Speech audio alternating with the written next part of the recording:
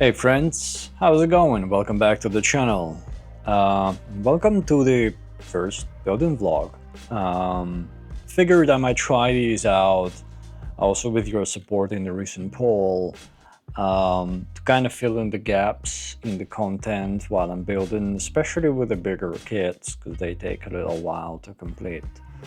So still working on the Axis Model Osiris aerial Dominator. It's got quite a few water decals, gotta tell you. It comes at a pretty large sheet of decals. I've already cut it in pieces, but it's organized fairly well. So the large single sheet of decals is split into like sections that are numbered in letters. You can see this is like letter C decal sheet. So you can like cut them out in small kind of modular pieces, and you only need to like cut apart a separate sheet for a specific part that you are working on, right? And then the decal guide itself shows you like a single page for an entire part, and it's a lot of decals. Some of them are pretty large. I'm already done with the decals for the bell peppers. Some of them are like really large, like this one, and can be a bit of a pain in the butt to work with because the decals are really thin, and this paper also seems to be like quite adhesive, so you need a lot of liquid and you need to give them a little bit of time to start to make them slide off easily.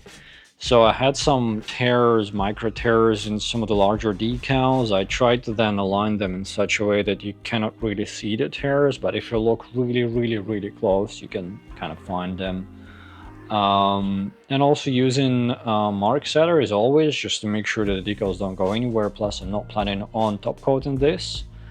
An interesting observation I found working on this, which I think I sort of didn't pay attention to this before, but I'm using the steady water-based panel liner because I don't know with this whether this is PS or ABS, or I didn't bother looking up really.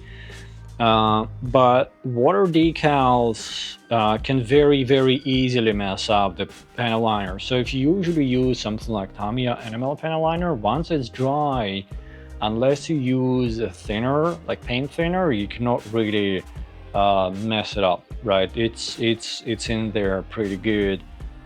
With this, like for example, if you're applying a water decal around the part that's panel lined, for example, like here, if you let a little bit of liquid spill over into the groove, the entire paint just immediately goes out of the groove, and you have to clean it up and you have to repanel line it. So if you plan on using like the steady water-based panel liners or any other water-based panel liners, keep in mind that even though they are less harmless to the plastic, especially if you don't know what type of plastic you're working with, but they have some drawbacks to them. They're very easy to smudge, they're very easy to mess up even after they dry out, because all it takes is just a little bit of water and you know, you got some mess on your hands. Still kind of bummed that the parts on the bell peppers are so badly packaged from the factory. As I said, I think in my post on YouTube or on Reddit, I don't remember where, so the way they chose to package, especially the repeating parts, runners, especially for the bell peppers. So usually you would have like every runner would have like an underside and upper side, and an upper side would have like all the exposed parts of the parts, and an underside would have like inner parts, right? So if you have a lot of runners that repeat, you would stack them back to back, right? So in shipping, as they rub against each other, or if the box gets dropped or whatever damage occurs, they kind of hit the back of each runner, right? And then there is plastic bag that separates a stack of two from another stack of two, right? And what in this case, what Axis Model did, they stacked their runners like this, which means that the back side of this runner on top is rubbing against the front side of the runner at the bottom. And as a result of that, there is a lot of like fine damage like this. There are some pictures. I'll definitely add more pictures to the review, and probably will attach a couple to this video as well. But they are quite visible. The only way you can get rid of them is by painting over the parts, probably with a lot of sand and first to level the finish, and then painting. I do not paint, don't have airbrush set up, so kind of have to live with them. They're not too noticeable if you look at them from the distance, but if the lighting is right, they really stick out. Yeah, so it's a bit of a bummer. I don't think it's really seller's issue, because seller doesn't package the actual box. They just, you know, they get the runners, they get the box from the manufacturer. That's the way I understand it. They get the box from the manufacturer and just make sure that the box is then double packaged, for example. So in this case, Osiris comes in 3 boxes, 2 large ones and 1 smaller box for the LED kit and the effect parts. And what Gundam did, at least for my case, they put it all in a larger, all 3 of the boxes in a larger box. They added some bubble wrap inside to make sure that the smaller box doesn't wiggle around, and then there were plastic reinforced corners, and then additional plastic packaging on top of that shipping box. I don't know what else you could do to stop it, because this damage to runners is rather from shaking, right, in transport, which is pretty typical. So yeah, the bigger bummer though was so in that shipping or whatever packaging, so the Xeon logo on the top of the chest, right, on, I believe on some of the Bandai versions of Sinanju or Kshatriya, I think there will be a sticker, or maybe like a single part that comes through the part. I don't know, I haven't built any of them, I'll have to look it up.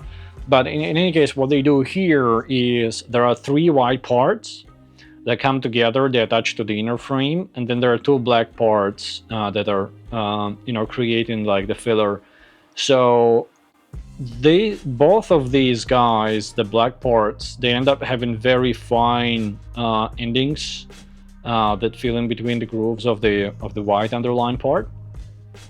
And I don't know what or why. I guess there is maybe a technical reason for molding, injection molding, how it works and whatever, but so basically it attaches to the runner. Let me use tweezer to point out. So this part attaches to the runner like here, here, and here, but also right here with this really fine part. And that's a problem, because in shipping what happened is because of the damage in shipping, I guess, or just the stress of shipping, because this is a load-bearing part for a rather large part. In my case, this one fell off completely. This one got bent, and you can see the white mark now. I'll add the pictures as well for this. And this fell off entirely, and I couldn't find the part that fell off, like part of the part that fell off. So basically, this one I just used super glue to put it back in place, but you could see damage if you look close enough. And this one, it's just, I cut off like a part of the runner and tried to fill in the gap. And it sort of works, but you can see it, it's not perfect. And it's such an obvious spot as well. A bit bummed, really, because, you know, still like the kit. Still, I think it's great design and whatnot, but sheesh, I mean, it's almost like the maker is trying to kind of challenge you a little bit, like, do you really like the kit? How much can we mess it up and you'll still like it? And it's not the first issue with this. Like, I still like the design. I like what they did in general with the Kshatriya design. I like the amount of detail that we have in here, but it's just, first, the LEDs, why are they all battery powered, right? That's just kind of shooting yourself in the foot there. Then even if you power the LEDs with the USB wires, they're not synchronized. So the bell peppers, they're like random light effects. You know, be annoying, okay, whatever. Then now damage to the runners is like, okay, that's another thing. But yeah, you know, it is what it is with third-party kits. I guess there's a lot of detail, but less refined sometimes than you know, Bandai kits. And yeah, so I keep cracking. Hope you like these kind of building vlogs. If you got any questions, post them in the comments. I'll try to make these vlogs a weekly thing. So when there is, you know, when I'm working on a new review of a figure or a kit, while I'm working on it, I can, you know, we can kind of have interim updates and, you know, Q&A kind of sessions maybe as well. So yeah, hope you like the video. Stay tuned for more updates on the Axis Model Osiris Aerial Dominator. And I'll see you in the next one. Have a good day. Bye-bye.